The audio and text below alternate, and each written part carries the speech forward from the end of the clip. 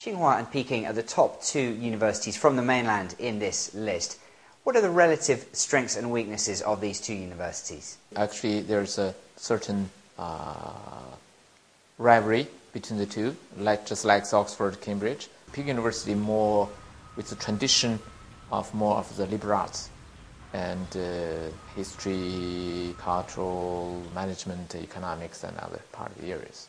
Tsinghua University also has a long tradition, but in the past 30 years in particular, it emphasized on the engineering. A lot of Western universities have huge endowments. What specifically is being done to improve universities here in China? And does that come from government funding or from private investment? That's a very important question. Because government support is important, but not sufficient. Right? To a certain extent, society as a whole, including private donations, foundations, corporations, other resources that also contribute. In the US and in the UK, there are many foundations, many successful entrepreneurs, when they get old, they wanted to do something. China only started the economy reform 30 years ago, right? And the companies are at the, if not the infancy stage, but it's a rapid growth stage. So to this company grow, themselves need a lot of resources. Right? Once they grow, there are some entrepreneurs, a certain achievement, okay, the generations, and they will consider they need to pay back to society. One of the best places to pay back to society is to give the money and to the university.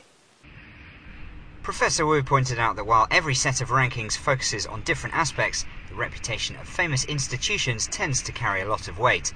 But he stressed that while Chinese universities may not be as old as some of their counterparts around the world, education in China is taken very seriously. Typically in Chinese tradition, the education is considered the top priority for a community and for family to develop. So that's why in this rankings, I think in the future there should be more. Chinese universities are edging up the list year on year, and you mentioned you don't think there are enough of them in the top 400 at the moment. What would you expect to see in the future? You see, this is a ranking of the top universities, right? And there's a parallel ranking, the ranking of leading corporations, right?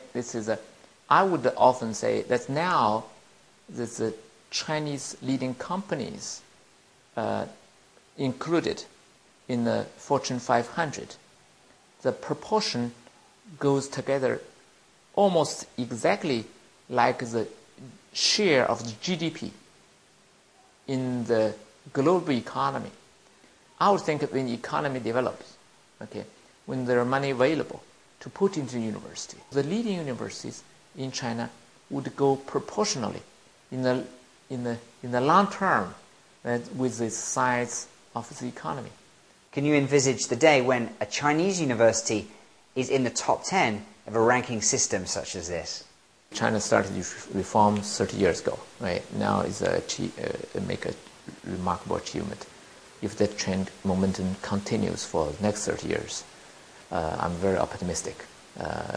Chinese university, one or two, and would be included in the top 10.